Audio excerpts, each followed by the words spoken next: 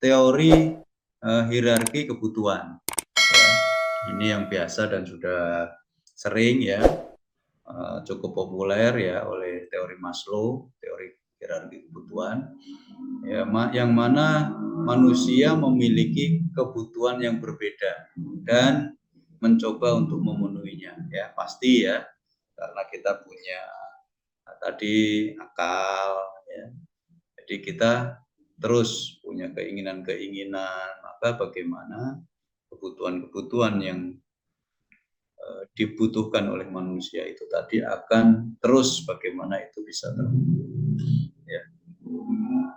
Jadi yang keempat teori hierarki kebutuhan.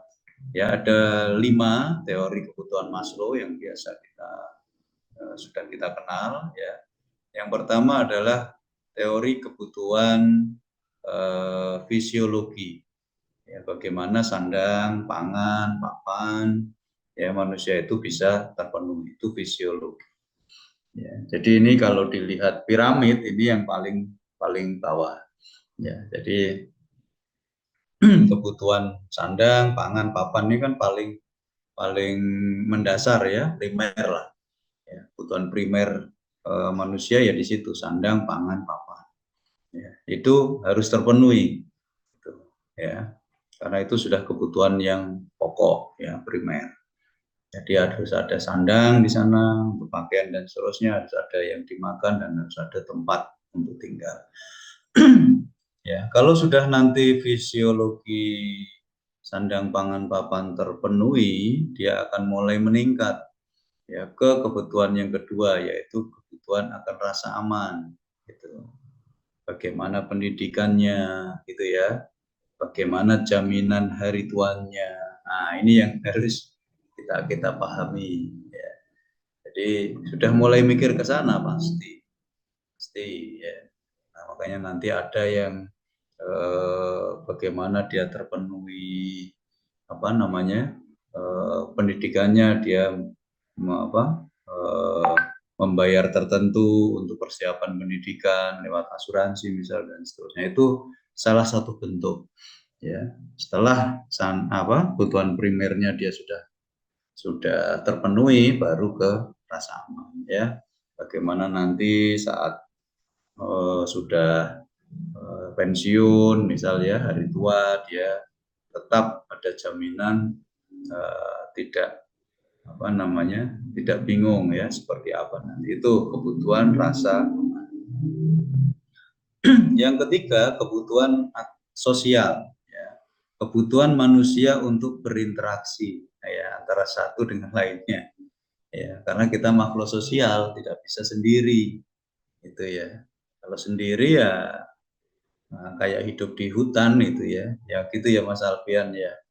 Nah, jadi kita adalah makhluk sosial gitu ya, yang harus berinteraksi ya dengan sesama. Jadi sudah mulai ke sana, butuh teman, butuh untuk saling bicara ya, butuh untuk ya saling membutuhkan karena masing-masing punya kekurangan gitu ya. Gitu.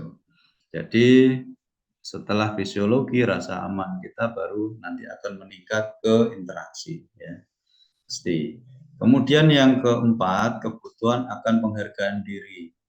Ya, kalau sosial interaksi tadi sudah mulai berjalan, ya, kebutuhan akan merasa dirinya, penghargaan terhadap dirinya akan mulai muncul. Ya, jadi makanya ada yang berlomba-lomba. Hari ini sebentar lagi November apa itu? Pilkada gitu ya. Oh, sudah mulai itu kemarin rame-rame ke DPR, DPRD 1, 2 dan seterusnya, itu sebenarnya adalah kebutuhan untuk penghargaan diri. Ya. Itu. Tuh, jadi untuk menghargai dirinya, makanya sekolah lagi S1 gitu ya. Nanti di belakangnya ada tambahan gitu ya. Siapa itu nanti namanya, Mas Yoga Ahmad Effendi. Kalau manajemen ini apa? SE. Ya, Ya gelarnya Pak, apa? ya. Atau Iya SM? Pak, betul Pak. SM atau apa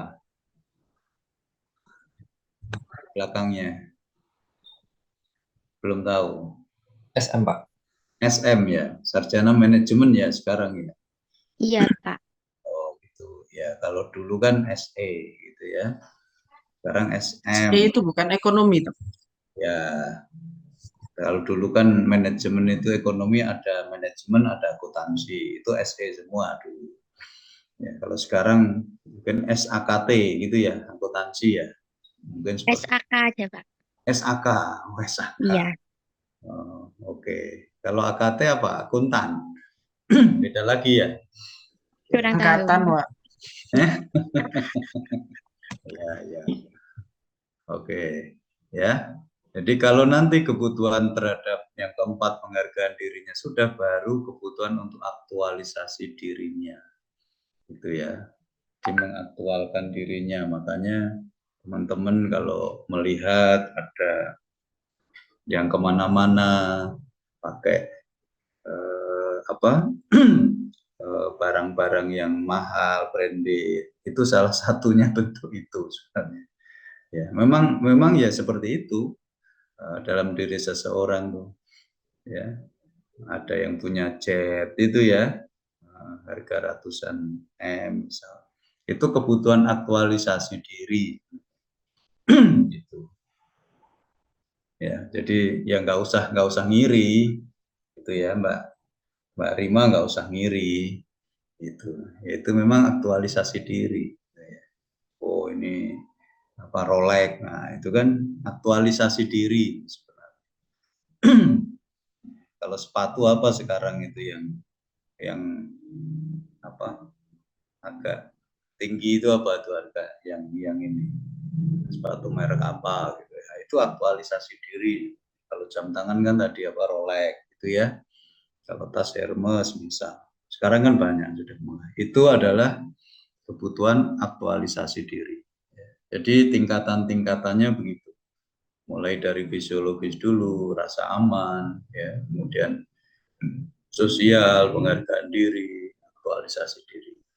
Kemudian yang kelima ada teori ya IRG ya oleh Arderper ya, yaitu existence ya, eksistensi, relatedness, berhubungan dengan orang lain, dan growth, pertumbuhan.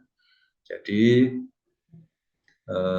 orang ya akan termotivasi untuk apa, dia menunjukkan eksistensinya, bahwa saya mampu, saya bisa ya, ini loh saya gitu, itu pengen menunjukkan eksistensinya itu ya. Kemudian berhubungan dengan orang lain ya. Jadi relatedness itu tadi hampir sama dengan yang interaksi ya, kebutuhan kita untuk sosial.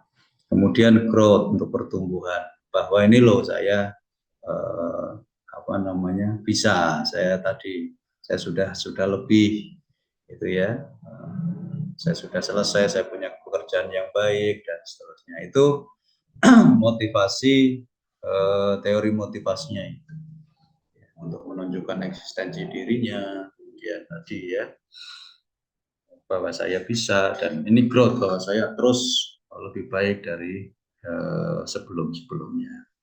Ya, oke, itu untuk teori motivasi ya yang kelima. Kemudian yang keenam ya, teori dua faktor oleh Herzberg ya, Gene faktor dan motivation faktor. Jadi faktor yang sifatnya adalah dari dirinya ya, kemudian ada faktor yang dia berjalan karena memang termotivasi ya. Jadi ini maksudnya teori dua faktor.